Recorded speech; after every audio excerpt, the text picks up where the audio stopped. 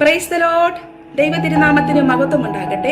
വിശുദ്ധ വേദ പുസ്തകത്തിൽ റോമർക്കെഴുതിയ ലേഖനം അതിന്റെ 16-ാം അധ്യായം 20-ാമത്തെ വാക്യത്തിൽ ഇപ്രകാരം പറയുന്നു: സമാധാനത്തിന്റെ ദൈവമോ വേഗത്തിൽ സാത്താനെ നിങ്ങളുടെ കാൽ കീഴെ ചതച്ചുകളയും.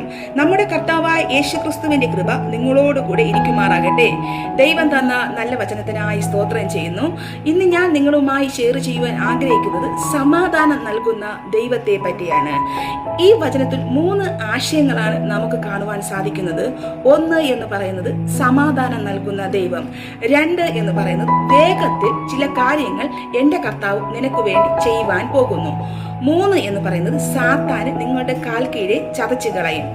വേദപുസ്തകത്തിൽ നമ്മൾ പഠിക്കുമ്പോൾ ദൈവം സമാധാനം നൽകുന്ന ദൈവമാണ്. നിങ്ങൾക്ക് ഒരു പക്ഷേ നല്ല കാറ് കാണാം, നല്ല വീട് കാണാം, നല്ല വസ്തുക്കൾ കാണാം, നല്ല ഫാമിലി സ്റ്റാറ്റസ് കാണാം, നല്ല ജോലി കാണാം, നല്ല സൗന്ദര്യം കാണാം. പക്ഷെ എല്ലാം ഉണ്ടെങ്കിലും സമാധാനമില്ലാതെ ഭാരപ്പെടുന്നവർ എന്നെ ശ്രദ്ധിക്കുന്നുണ്ട്.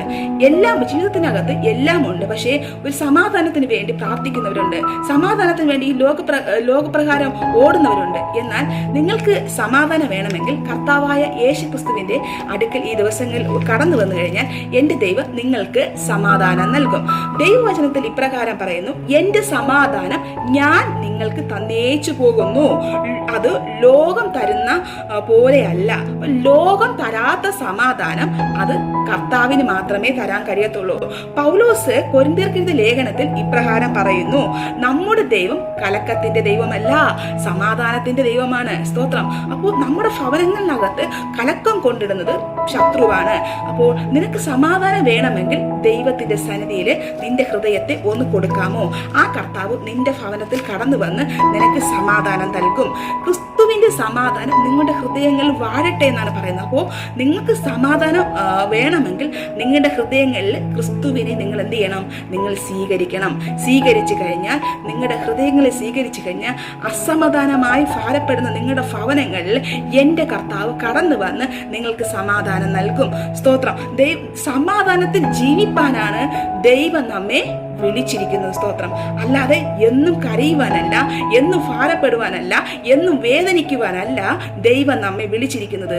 ക്രിസ്തുവിന്റെ സമാധാനം അനുഭവിക്കാനാണ് ദൈവം നമ്മെ വിളിച്ചിരിക്കുന്നത്. ഈ ദിവസങ്ങളിൽ ദൈവത്തിന്റെ സ്നേഹം, ദൈവത്തിന്റെ സമാധാനം നിങ്ങൾക്ക് വേണമെങ്കിൽ കർത്താവായ യേശുക്രിസ്തുവിന്റെ അടുക്കൽ ഒന്ന് കടന്നു വരാവോ? നിന്റെ ഹൃദയത്തെ ദൈവത്തിന്റെ സന്നിധിയിൽ ഒന്ന് പകരാവോ? എൻ്റെ കർത്താവ് നിന്റെ ഭവനത്തിൽ സമാധാനം തരും, നിന്റെ ഹൃദയത്തിൽ സമാധാനം തരും. ഒരു പക്ഷേ നിന്നെ ഭർത്താവ് മറന്നേക്കാം, ഭാര്യ മറന്നേക്കാം, മക്കൾ മറന്നേക്കാം, ചാർച്ചക്കാർ മറന്നേക്കാം, സഭക്കാർ മറന്നേക്കാം, എല്ലാവരും നിന്നെ ഒറ്റപ്പെടുത്തിയേക്കാം. എവിടെയായാലും എൻ്റെ ദൈവം നിന്നോട് കൂടെയുണ്ട്. ഞാൻ നിന്നെ അനാഥരായി വിടുകയില്ല.